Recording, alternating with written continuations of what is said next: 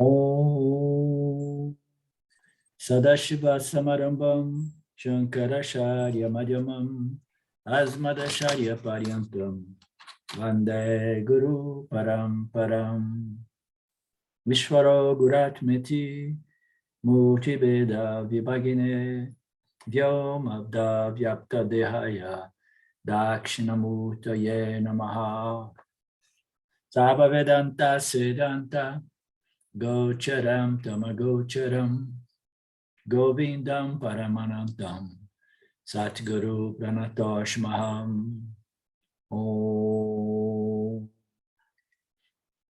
Om Shanti Shanti Shanti Om. Namaste.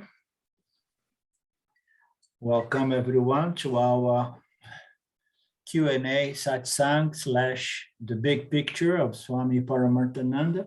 How shall we go about today? Do we have any question?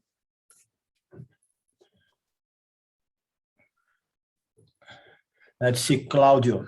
Claudio is... Yeah, maybe I have a question. Please. And I was asking me if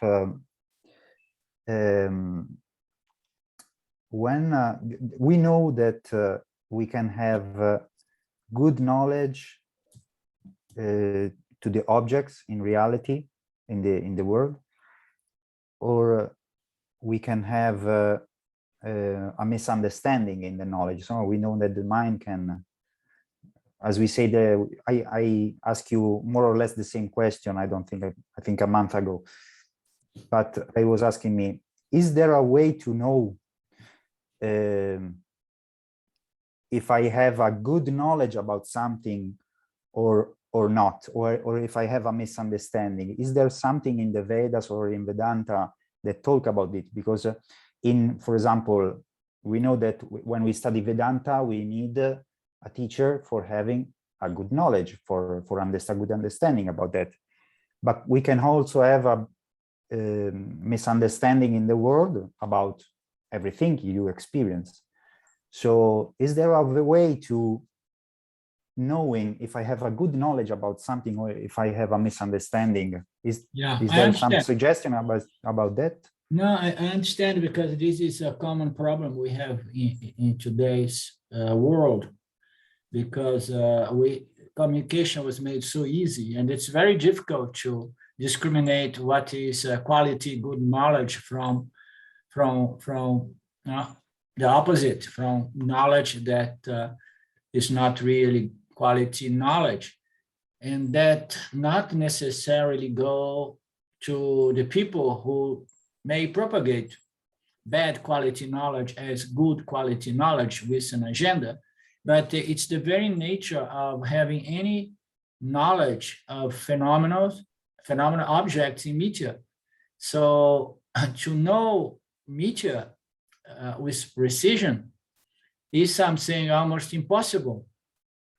Why? Because it's too complex. You never know. First, human beings, as James likes to say, human beings always have an agenda. You understand? So first we have that, and then we have the same human being with an agenda. Even if you would want to convey good quality knowledge, his knowledge is the fact, because we don't have the knowing capacity of Ishvara. Ishvara is the total knowledge of everything that happens in the universe.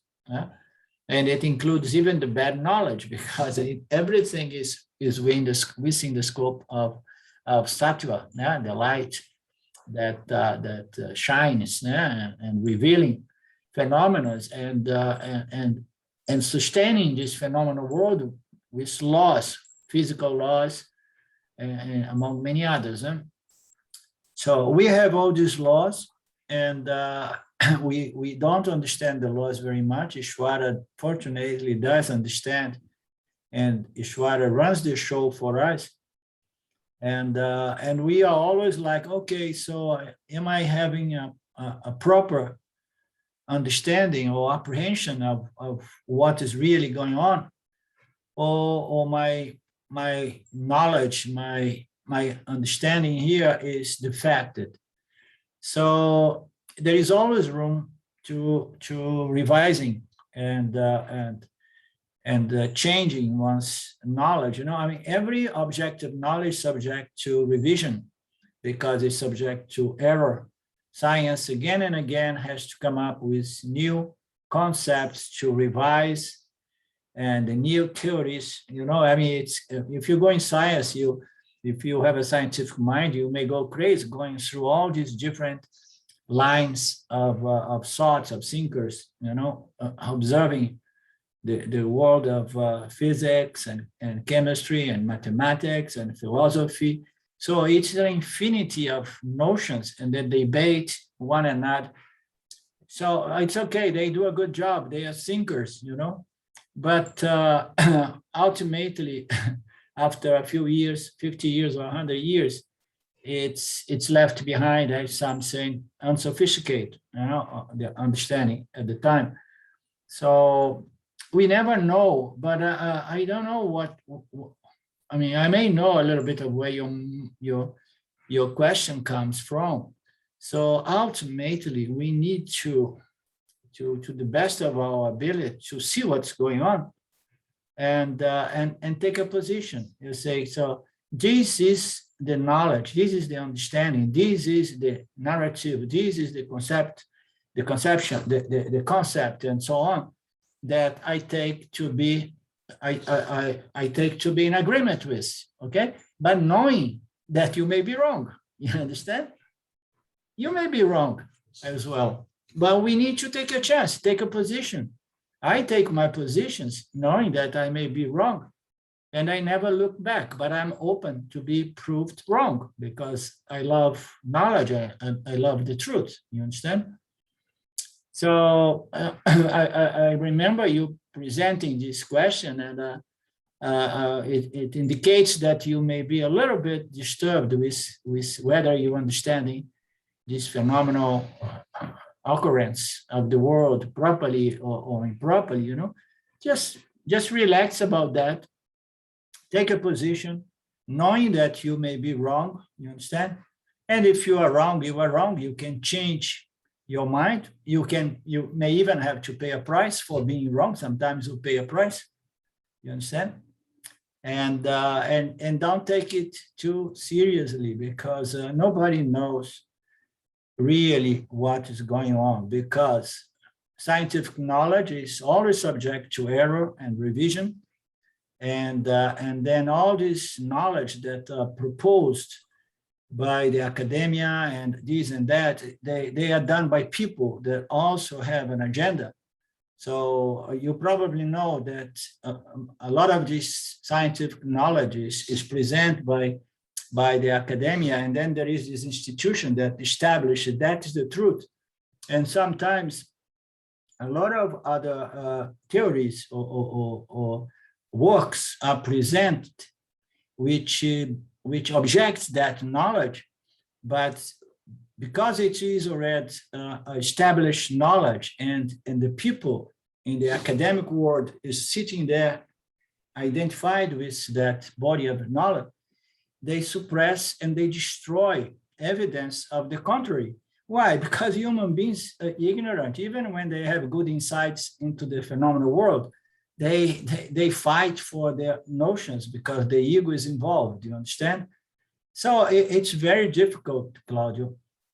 And, we do what we can, and we just, we don't care much. I mean, the knowledge that we want to have is a knowledge which is not subject to error and doubt and further revision, because it's the knowledge of that which is always present, never modifying to experience. So it's the only thing that is always ever present and never changed. So that's what we call reality. And once you see it as your very nature, that knowledge is so simple, and it's not subject to doubt, or you have no longer the, oh my God, So this Vedanta saying, so, oh, it's saying that I am limitless consciousness and I'm buying into it, but how about, and my identity as the body mind, you understand? And then if Vedanta is wrong and then I am screwed, no, you have no doubt, you understand? You got it, you saw it for yourself. And furthermore, to hold on to the notion I am the body and the mind, anyhow, is a problem because it's bound to fade. The body-mind is going to die, you understand? The body-mind complex as one single organism is bound by time. And jivas, they hate this mortality element of the human experience because they know deep inside that Jivatma's nature is eternal consciousness, and therefore it fights with this notion that I am the limited body-mind designed to live only for 50, 100, 150 years or whatever. But there is always the mortality element there.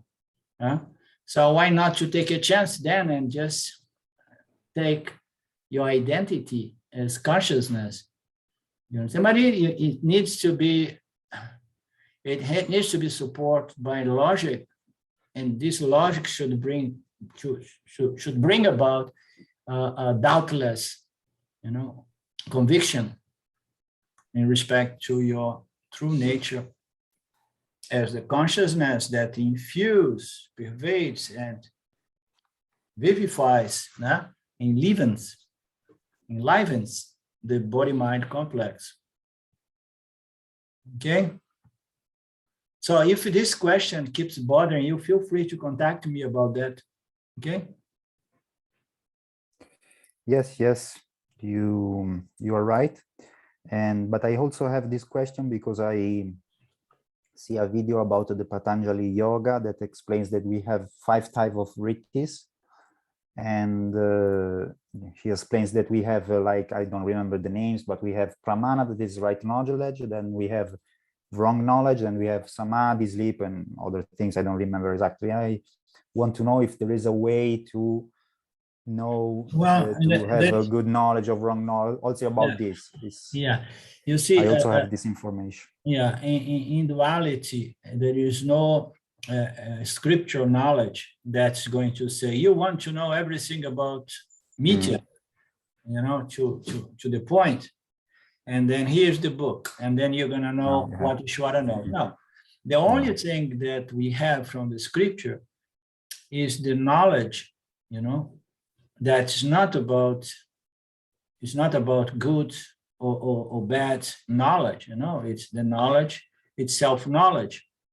But the scriptures presents us with the knowledge about karma and dharma, the laws that somehow sustains this universe, cause and effect, and the relationship between Jiva and Ishvara and the field in which everything is impacting and changing everything else in a causality process, you understand? So we have some knowledge, and we are invited to see the world through the eyes of these revealed scriptures, you understand? But if you really go, I mean, you have to understand what is dharma, what is karma, to what degree we are responsible for our actions, and in which manner we have no control over the absolute control over the results. So this knowledge is enough to bring about this karma yoga spirit, and then we can live in harmony with these cosmic laws, you know, Ishvara's laws, okay? Ethic, karmic, psychological, okay? The physics, we don't need to deal with it because Ishvara handles everything for us, okay? If you are curious, you can tap into the world of physics, and then you can learn a little bit, but we don't need, because Ishvara is just doing everything for us. Oh no, but I need to discover exactly how is quantum physics and this and that. Okay, go and knock yourself down or off. But Ishvara is taking care of everything in the physical world. You understand? And there's nothing we can do about that. And then we need to understand the moral ethic, psychological world, because that is what influence our Pratibhasika Satyam reality, So the way we experience the world, we need to take into account the creator and then the laws by which the creator sustains this Dharma field so that we can just live in harmony with these laws. And doing so, we're going to experience less conflict, and more peace of mind. And we want peace of mind to be able to do our manana, shravana, and nididhyasana, right? So good knowledge and bad knowledge. So good knowledge is knowledge presented by karma, dharma, yoga in respect to the jiva, in its constitution and relationship with the field of action and with the creators and the laws. This is all we get from the scriptures. You understand? But if you want to be a scientist, and then you're in trouble, because you never know if you are understanding correctly the laws created by the creator. You understand? Mm. Because nobody has the mind of Ishvara.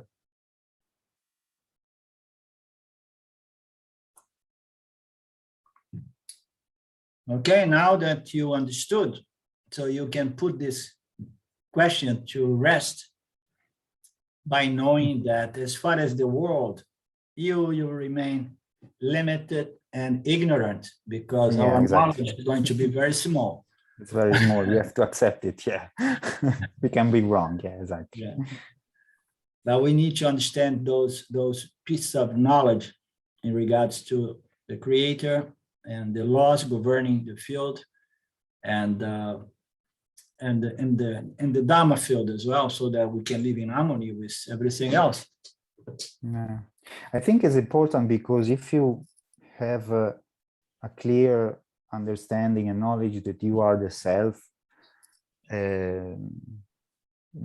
I think that from this knowledge you can have the most clear view of Mithya, even if it's not, it cannot be 100%, but if you have a very clear self-knowledge, I think you have maybe the most clear view of karma and dharma and the field. Well, you probably heard in our tradition, enlightened people, we don't call them enlightened, we call self-realized.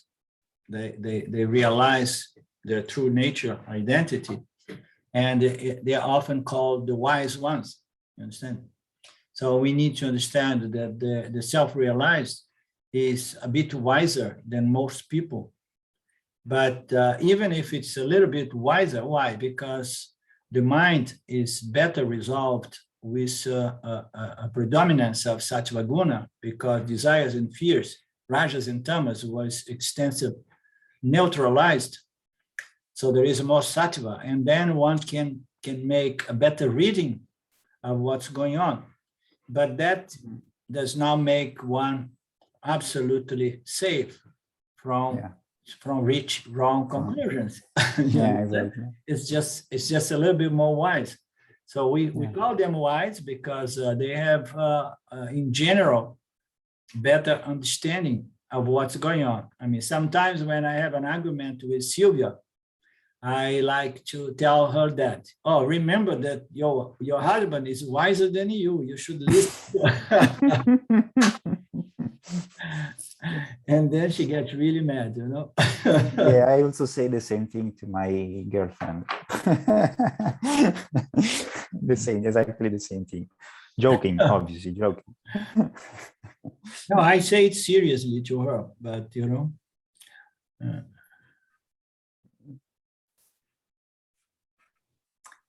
okay. Anything else?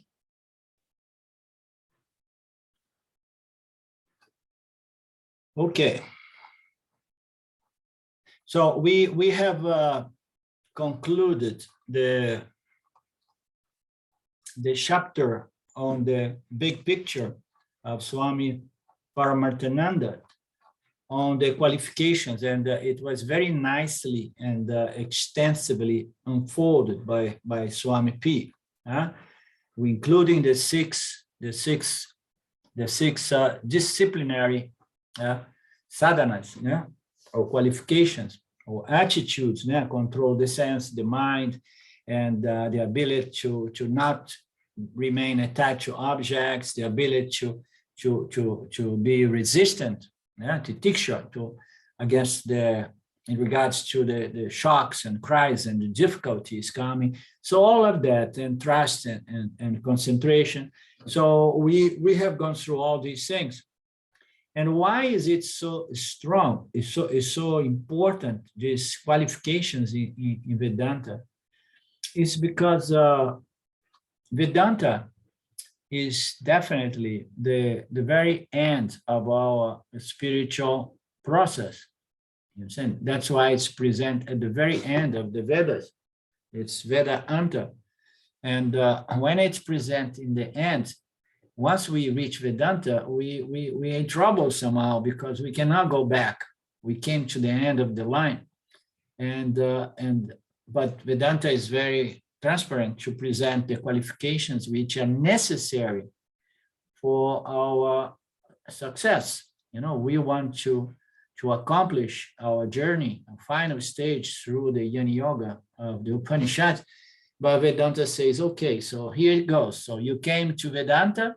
It says a lot about you, and but we want to present a fact here is, if it does not work for you, don't blame the teacher tradition. Look at the qualifications and see, you understand, before you blame the teacher tradition. Why we do that? Vedanta does that not to put people down and say, oh, you are not good enough for us. It's simply that people do not waste their time, their energy, as well the time and energy of the teacher. What is the point? To having people in satsang who are struggling and fighting within, and sometimes outside with the teachings and the teacher, if the problem is lack of qualification. So Vedanta wants to avoid all of that for the sake of also harmony, energetic, mental harmony in the group as well. So people who are not qualified, they should go back to Karma Dharma, which is Vedanta, you understand? So go back to Karma Yoga, to meditation, and try to grow maturity, develop more qualifications, So this is the point of having these qualifications presented in every text of Vedanta, okay? It's like, so it's gonna work, but you need to have your qualifications in place. If you don't, it's better you go first and get it. And if you have some of it, you can stay on board. But if you see that it's not working, before you blame the tradition and the scriptures and the teacher, so consider looking at the list of qualifications before you get yourself in trouble. Because once you go to Vedanta, to go back, it's to the New Advaita, to the other expressions of spirituality, kirtans and feel good stuff. So it's not going to work most probably, because you have got some maturity that took you to Vedanta. So it's better we look into the qualification, the list of qualification, and honestly we approach it, So we have seen these qualifications up to last week.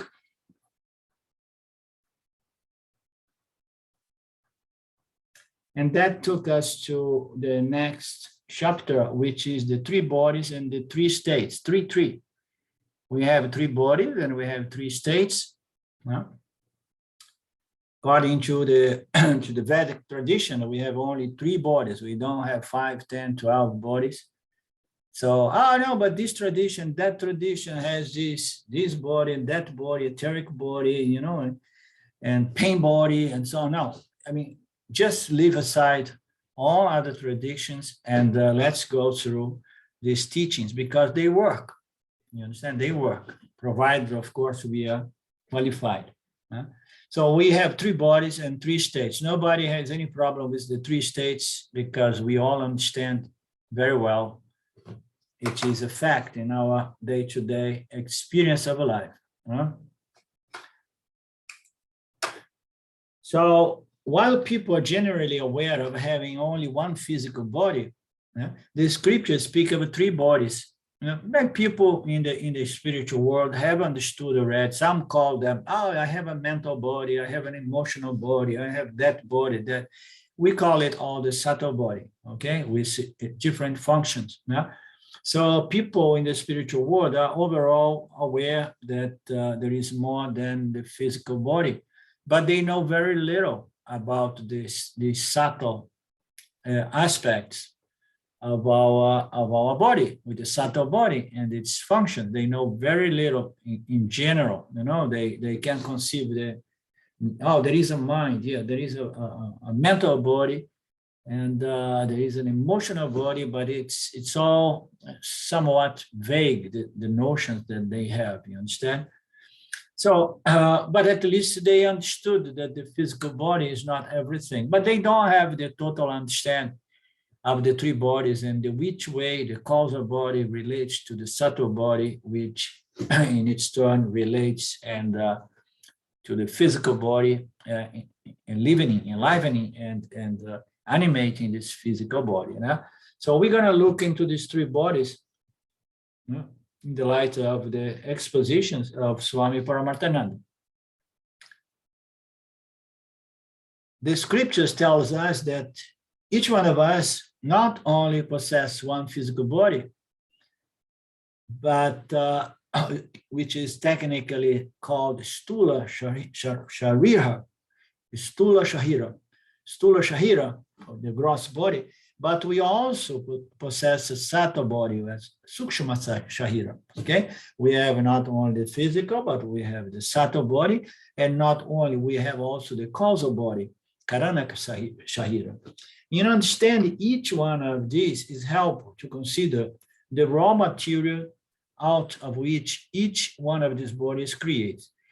It's good to understand the constituent parts of each one of these 3 bodies, as well its function and its nature.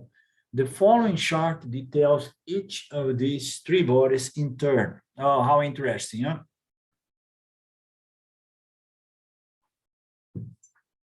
So the physical body, the gross body, Stula Shahira, is constituted by gross physical matter. So matter, you know, it's grossified 5 elements, and then they make the physical material body as we know it, okay? So it is, it's the material aspect of the physical body is gross matter. The constituent parts is, as we know, head, trunk, arms, hands, legs, and feet. The function of this physical body is the house, the body, you know, is the home, the residence for what? Is the residence of the subtle body, okay? So the subtle body needs an abode, it needs a residence, okay? So it goes there and it enters the physical body to become the Jiva Atma, the experiencing knowing entity, which is only defined so if it is pervaded by a subtle body. We need the physical body. The physical body is pervaded by the subtle body. That's why we hear people say, oh, so and so, she or he left the body. Yeah. Now we hear this, oh yeah, they left the body. The guy left the body. Literally, the subtle body left the physical body, and then the physical body begins the process of deterioration, as we know. So this gross body is the abode or the residence or the house, the home of the subtle body, okay, to create the experiencing knowing entity. And what's the nature of this physical body? It's visible and experienceable, not only to the very individual, because we all have the objective experience of our physical bodies.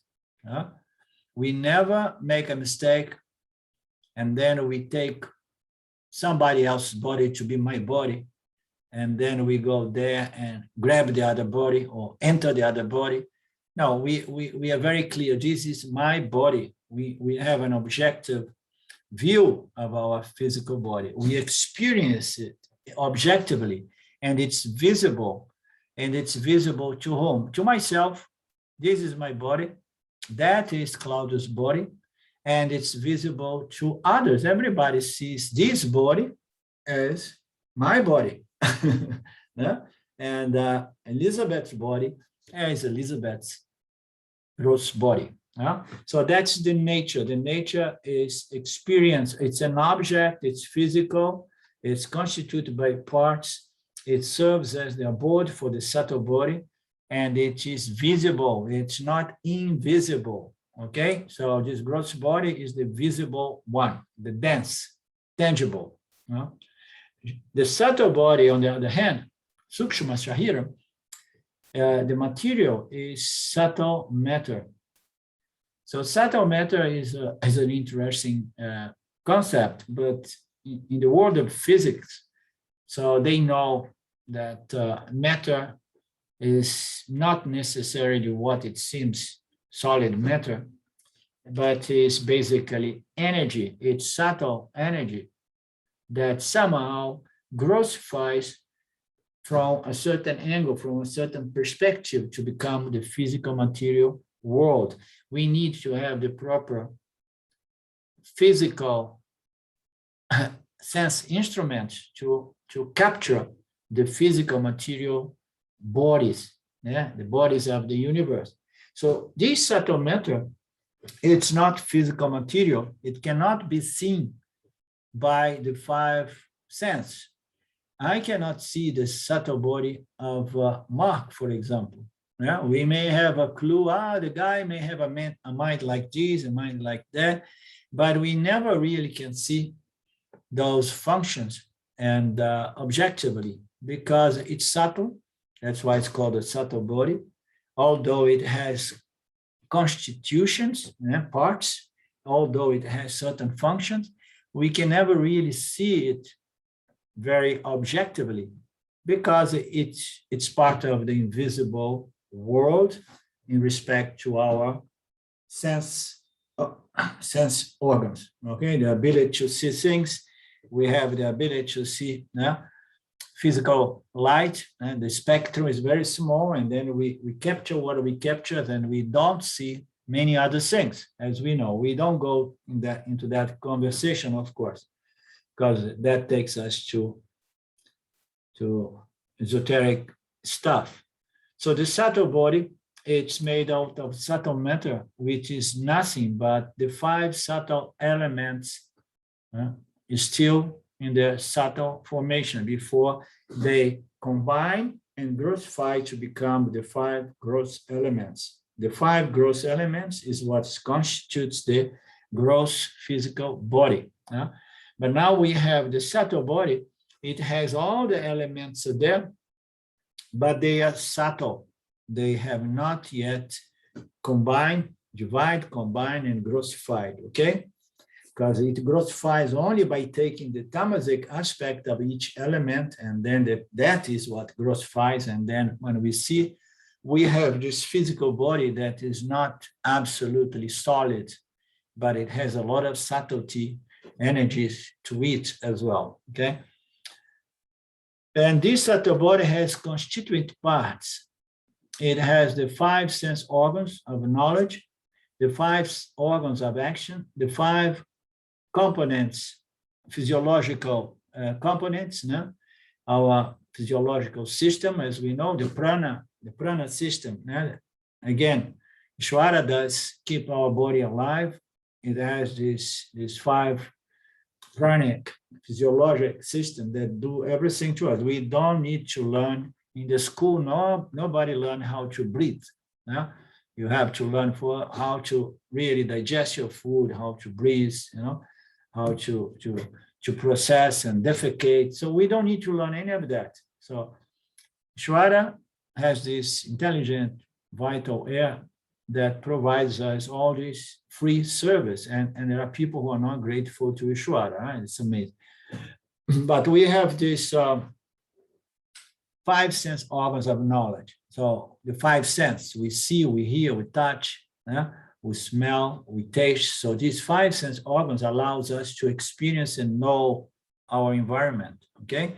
So we call them organs of experience, but we also call organs of knowledge, because knowledge comes through experience. You cannot know without experience. No, but you can know by hearing some people exposing a knowledge. Okay, but ultimately, any knowledge has to go down to knowledge, sensorial knowledge, sense knowledge through the sense organ, observation of phenomena that can be inferred and inferred and inferred. So in the end, the organs, the 5 sense organs are the organs from which all the knowledge, including very sophisticated inferential knowledge, come from. So they're referred here as the organs of knowledge. And then we have the organs of actions, because life is not only about receiving the stimulus coming from the fields through the 5 channels of reception, but we are called to present response. So we need to respond. Life is about in and out. You take a stimuli and you present a response to that. So in order to respond, we need to have the organs of actions, okay? And we're going to look into that. And then we need the 5 physiological systems, that we know that they do all of that on its own. And then yet in the subtle body, we have another part which are the inner components, or the inner organs. These 4 sometimes is present as 3, sometimes is present as 5. So we have the subtle body, and there we have, let's say, we have the emotional system, we have the thought, we have the memory system, we have the ego, and we have the intellect. So here it is present in 4 inner organs. Most probably it is the thought, the emotion, the memories, and the intellect. Okay, the thought, emotion, that is the mind, and then the memory, and then the intellect and the ego. And we will see what are those 4. But from different texts, we can analyze these functions of the subtle body as 3, 4, or 5 different functions, okay? And then the subtle body as well has a function. It's what is the purpose of to have this subtle body? The subtle body is what's going to infuse the physical body and make the physical body interact with the world in this game called life. So what is the function? The gross body is to receive the subtle body, and the subtle body is to infuse the physical body and make this body an instrument of interaction with the world.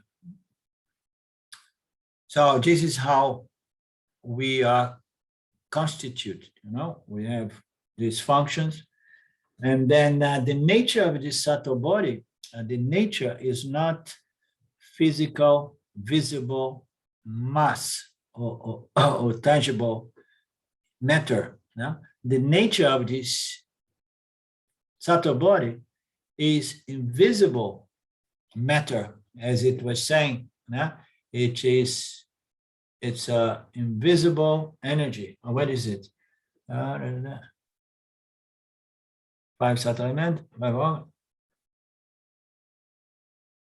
It's subtle matter. That's what I was. It's subtle matter. It is matter, but it's matter that is subtle, meaning to say it's not seen by our sense organs, so it remains invisible. But sometimes people, they may develop some powers. Just imagine if my wife would develop the power to see my subtle body and know the way I think and feel sometimes, you know. So it would be a source of trouble for all of us. So somehow it's very rare. The instruments, people would love to develop the power to read the subtle body of other people and know exactly what they think and feeling and so on, you know. But no, it remains invisible to our sense organs, the organs of perception.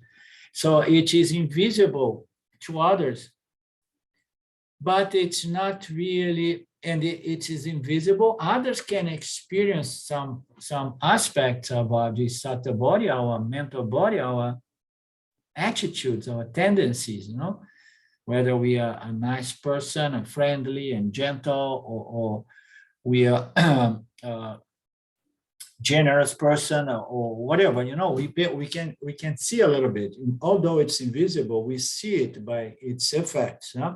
So others can experience this a little bit, although my subtle body is invisible from the physical aspect, and it is experienced to others a little bit, but it is very much experienced to oneself.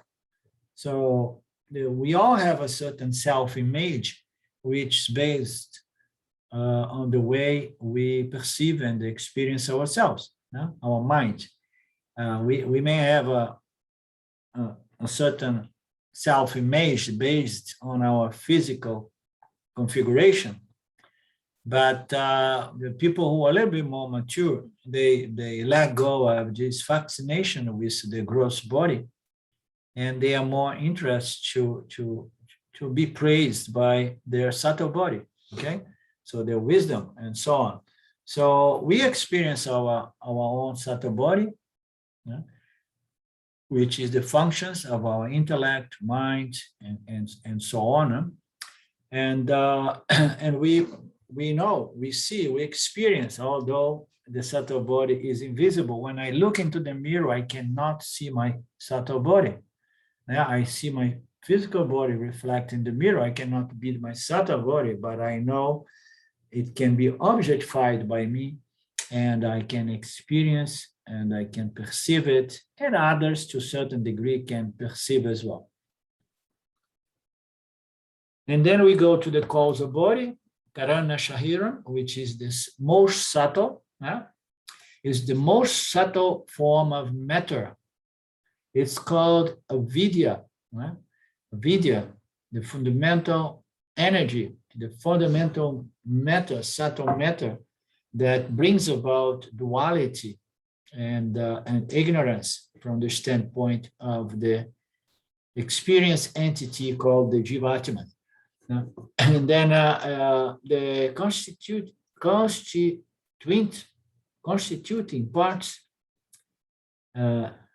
it contains the physical and the subtle body, but unmanifest. How about that? My causal body contains my subtle body and my physical body, but unmanifest. Okay, it's just dormant. And we know that because when we go into deep sleep, our subtle body and our physical body disappear for time being, but it does not really disappear.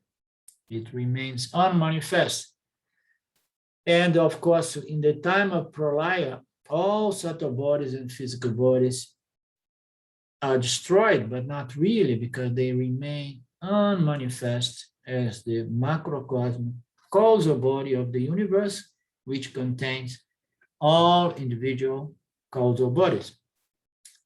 So the function is resolution of gross and subtle body, meaning to say the subtle body, the physical body and the subtle body needs to be resolved in the causal body, okay?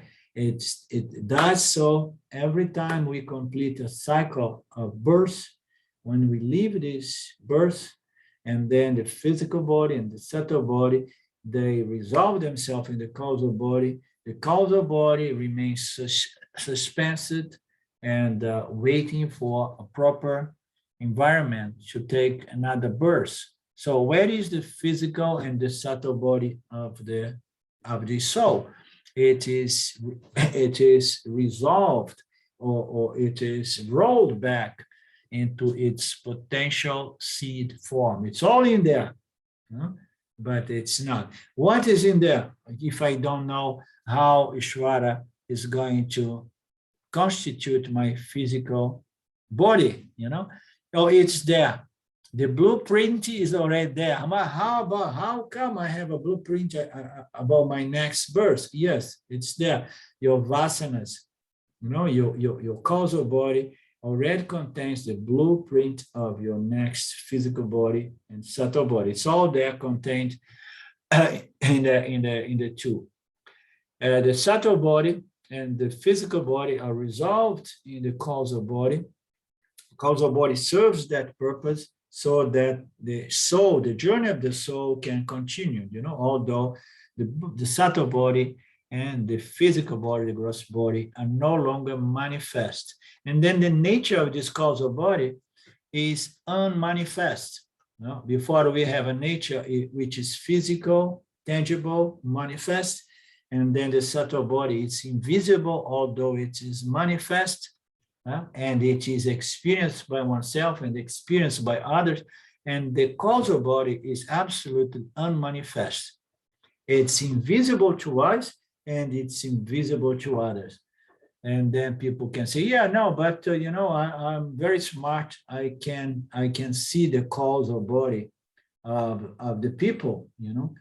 Well, we can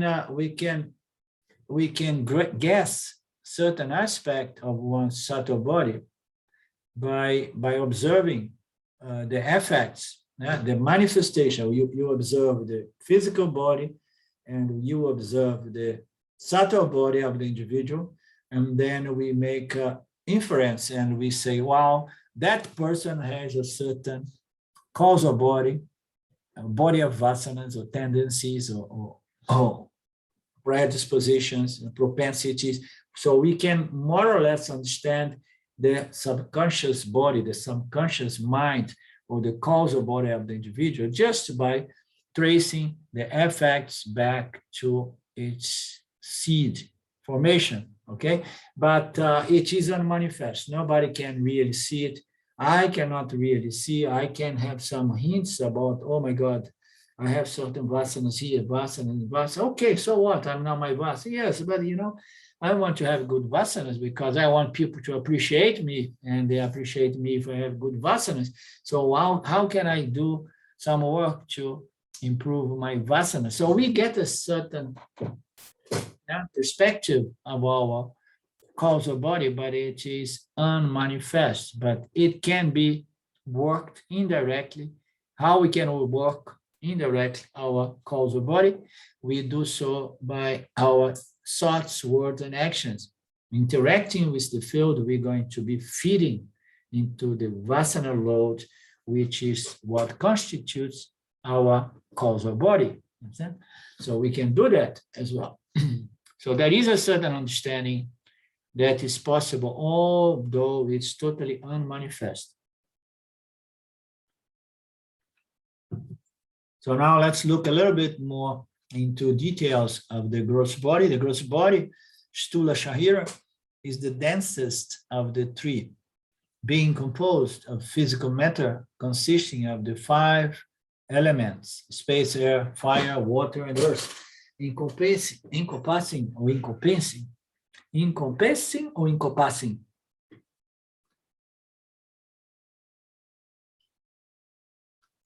It's encompassing. Encompassing. Oh my God. Since I left the United States, my English is all going down. Encompassing.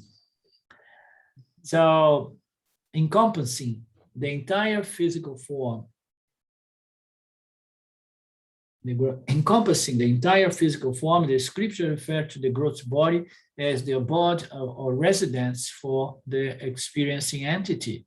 Okay, the ego is there, it is it's often said to be the home of the indweller. Indweller is the subtle body that pervades the physical body, transforming this physical body, which is inert matter, into the experiencing, knowing entity. This physical body is a temporary house that will, at some point, have to be vacated. So how about that? Oh, no, this physical body is old, but I don't want to vacate it. Nah? I want to live for 180 years. My father now is 92, and he says, I want to live at least for 100.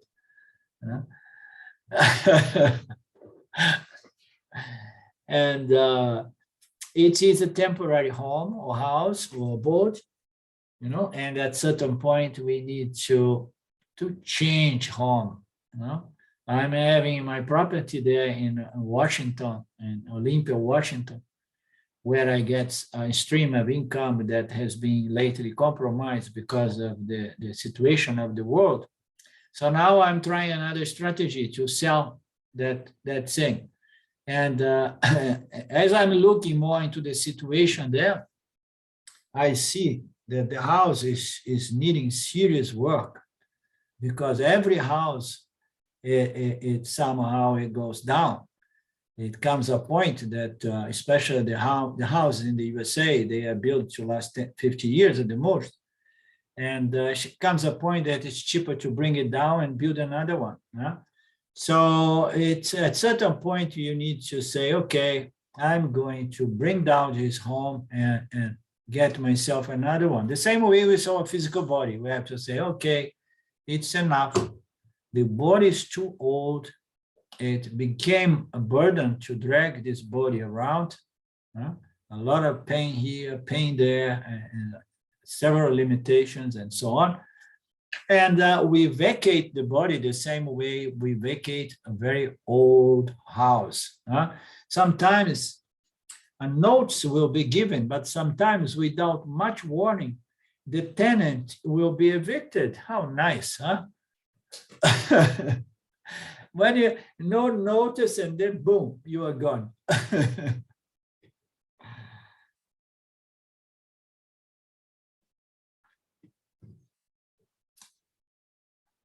This gross body provides the experiencer entity with the operational means of transacting with the world of objects of experience. Without the gross body, there is no experiencing entity, because it does not have the means, the gross body, by which it can experience the world. At the most, it can experience the mental, emotional impressions left behind from previous experience through the physical body. Oh, I lost my physical body. There was something, I had a heart attack, and now I have all these desires and fears and vasanas and likes and dislikes. And, I want to experience, but now I need an experiencing instrument, agent. And then what is this subtle body is going to do? I'm going to try to enter Karen's physical body, because I need to have an instrument here, an agent. And this thing, it's so common in Brazil. Brazil is the land of these phenomena of subtle bodies hanging around and trying to enter other physical bodies because of attachment to experience. And for some reason, they don't go all the way somewhere and waiting in line to get a new instrument. They hang around here, and if there is anybody interested in contacting these energies, they just there are these spaces here that somehow it facilitates that this subtle body enter your body. I mean, why? Because people have this huge attachment to the physical body. I lost mine, but I can see Karen's body is good enough. So, Karen, can I take your physical body sometime? Because I want to see the world and I need a pair of eyes. Without the pair of eyes, I see only the impressions, the memories of what I have seen in the world, and it's like a dream. I want to see it again. You understand? So that's why we need this operational means so that we can transact and see the world. Being a gross body, it is obviously experienceable to oneself and to others. Yeah.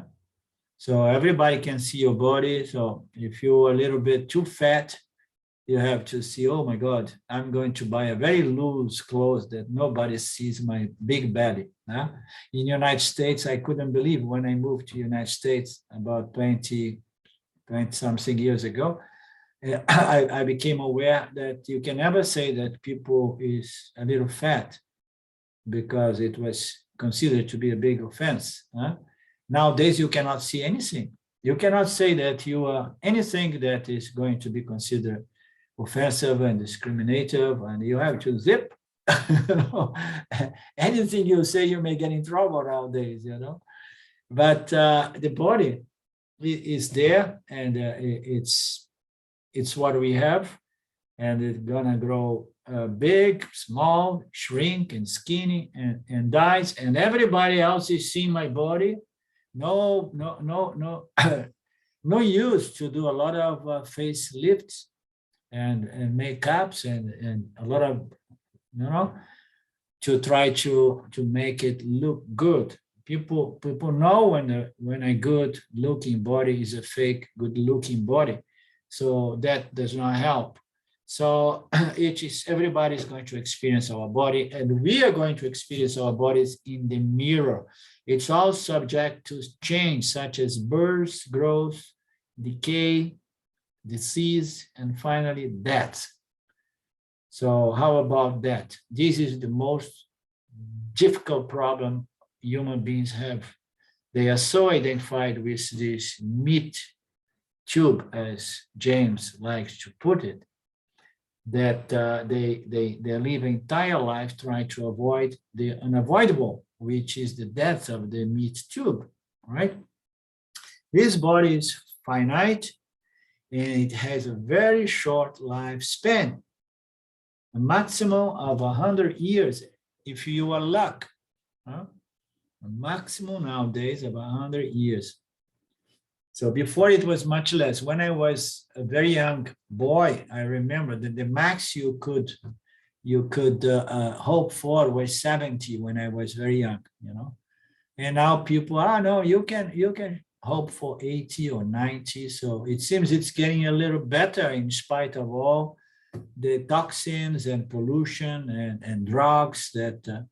But on the other hand, the drugs are very toxic, but it saves lives. So there is a soup of things there that somehow is making us to live a little longer, but yet, you know, but only 80 years. Right now that I'm getting so wise and I cannot live until 120, you know. So now this is attachment. If we have those thoughts, it means that we did not really understood the value of experiencing objects, you know, because the values are very limited and they don't really fulfill. So we want to just experience some things from the standpoint in the light of the teachings of the Upanishad, so that we can be done with this attachment to experiencing this physical material world, which includes experiencing our body, physical body, because it's visible and can be objectified by ourselves. The subtle body, on the other hand, unlike the gross body, which is composed of gross matter, the subtle body, Suksha Shariram, is made out of subtle matter. Being invisible to us, it takes a little more knowledge to understand the subtle body. This subtle body is made up of numerous parts.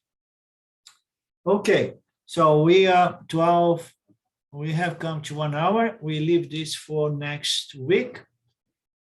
We begin from the subtle body. And if any of you have a question or anything to say, I hope I did not offend anybody today. talking, like making fun of this meat tube of ours, especially for young and beautiful people like Claude. Maybe he got offended, because he's still beautiful. Everybody's going to lose the beauty of the youth. Okay. I wanted to say I'm leaving in 2 days for Italy.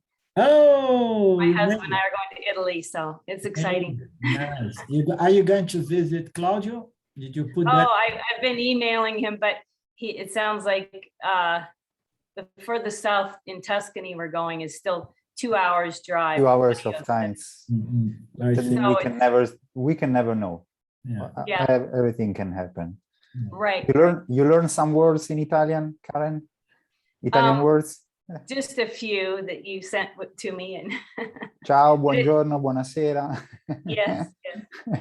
But I'm looking forward to it. Yeah, never ever been. So Karen, if you go to Tuscany, we have excellent wine.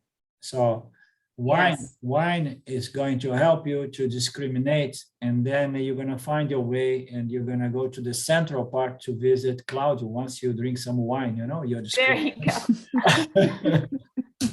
Well, our son is a winemaker, and so he's coming, and he's going to be. He and his wife are going to tour us around. So he's very interested in wine. You know how I got to live in the USA? We were there in Italy, we were doing well, but then somehow Silvia wanted to move to the USA. I used to be young, and I used to be proud enough to believe that, oh yes, I can go anywhere and make up a good life and so on. Even we had a little savings, and I went to the USA as an importer and distributor of traditional Italian wines. Oh, nice. So I kept that business for 3 years, and I did not make money, and I did not manage to sell the business. When I discovered that I was undercapitalized to be a real important distributor in the USA, I tried to sell the business, but I failed it. But one thing that happens to me, I almost became a drunkard because I had all these beautiful Brunellos, the Montalcino and Barolos and good bottles of wine, because you had to open the bottles and go around tasting the shops and restaurant owners, which were my market. And then you come home in the weekend, and your representatives, your reps come home with these beautiful bottles, half full. So I used to drink every day. So I had to leave that business behind because I was going to become an alcoholic. That's where you have to learn to taste, spit. I was very good at tasting, but bad at spitting.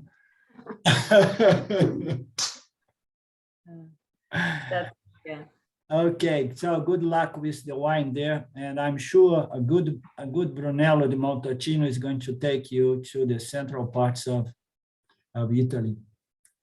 Yeah, we're going to Florence and Venice too. So okay. Yeah, we'll be gone 2.5 weeks, so I won't see you for a while. Enjoy it. Okay. Yeah. Okay, my friends, good luck with your trip. Good luck, everybody. We meet again soon, Ishwara willing, and I say goodbye. Om Purnamada Purnamidam Purnamudachyate Purna Purnamadaya Purnameva Vashishyate. Om Shanti Shanti Shanti. Thank you, Lord. Thank you, my brothers and sisters. See you soon again. Arrivederci. Bye bye. Ciao, ciao. Ciao. Ciao. Bye.